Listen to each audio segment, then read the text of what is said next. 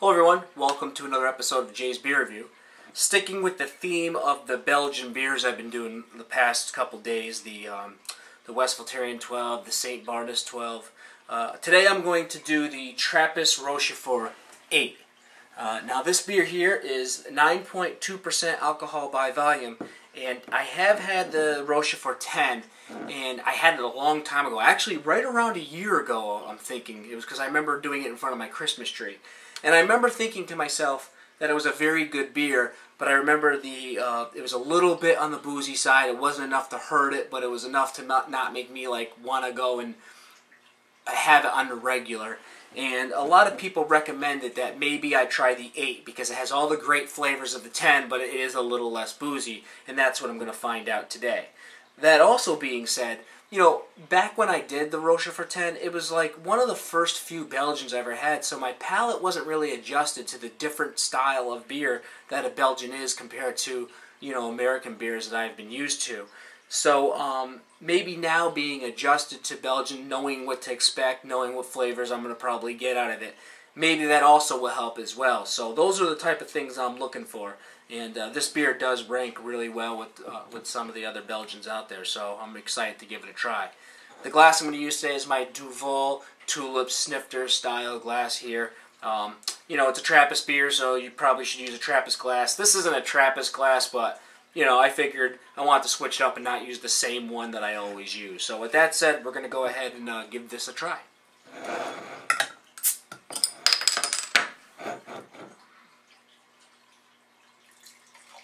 Because of the size of this glass, I'm going to pour this pretty aggressively. First, let's talk about what we do have here. For starters, we have a very brown beer. What a slight tint of purple, actually, to it. There's a lot of floating sediment going on in the beer, and the head is rather large, 3-finger head. The head, I think, is mainly large because of the style of glass. I don't think it has really too much to do with the style of beer. I think if it was in the Chimay glass, the head would have probably been smaller. The head is also a dark, almost kind of purplish, brownish color to it as well. Let's give it a smell. Yeah, it kind of reminds me of the other two, you know. This one does have the aroma of raisin or grape in it, unlike the Bernardus 12, but like the Westy 12.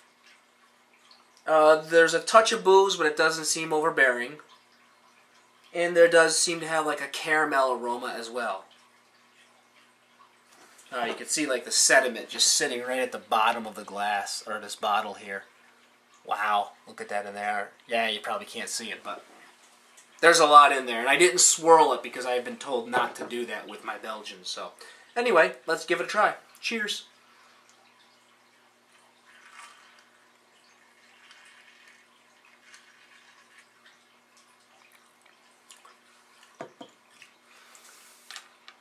Well, the booze is still kind of there. I don't know if it's less than the 10, but it's definitely present. But again, not overbearing. There is that nice Tootsie Roll flavor that I got from the Westy 12. There is enough carbonation. It almost like, you know, like kind of stings a little bit. Like the tongue is like you would put like sprees in your mouth. It almost has that kind of like effect going on. And there also is some presence of grapes and raisin. If anything, I would say this was closer to the Westy 12 than the St. Bernardus is.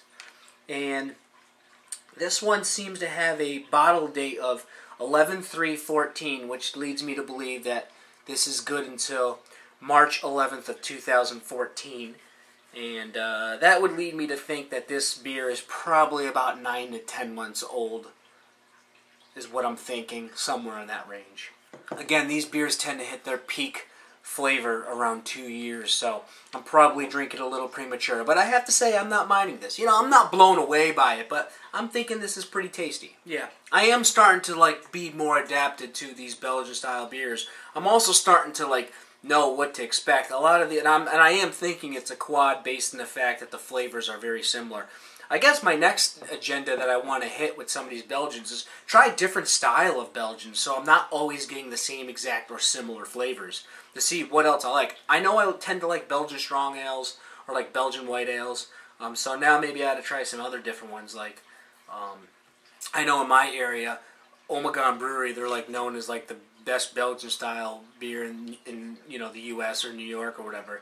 And they have like a Beers de Mars and some Abbey ales, and you know, I've had a few of them. But, you know, maybe I ought to branch out and try more Belgian styles to see what I get. Tonight I'm going to the Ruck, and I know they have the Delirium Noel on tap. So, you know, I know that's a Belgian style beer because I've seen it at Hoosick Street Beverage as well. And maybe I'll give that a try and see what that's like. But anyway, with that said, I'm going to go ahead and drink some more of this and get back to you in a few moments. Alright, well, I'm back. And as you can see, I have just a little bit of beer here left. You know, I was drinking this and I enjoyed it. It's a solid beer. I wasn't blown away. I didn't think it was the world's greatest beer or even a top 5 or 10. But then again, you know, Belgian style beers or Belgian Trappist ales just aren't like my favorite style anyway. So anytime I can have one where I think it's solid, I'm like, okay, it did its job. This one was a lot more like the Westie 12 was than the St. Bernardus was, because it did have that taste of grape and raisin, probably stronger taste of grape than raisin, but it did that taste was there. The booze flavor was definitely down. There was a little bit of like an aftertaste that wasn't the greatest. My wife even thought the beer was pretty good, but didn't like the aftertaste. So overall, it's a pretty solid contributing beer, and I can get why Belgian fans would like this beer. The big noticeable difference between this and the St. Bernardus is the St. Bernardus to me had a very like bread-like taste to it, very yeasty, and that was the biggest downfall for that beer for me. Where this one was more of those like dark fruit flavors and that caramel taste, and I think I tend to like that taste a little bit better. So that's where I stand with this beer. With that said, I am going to go ahead and do my final chug and give you my final thoughts and grade.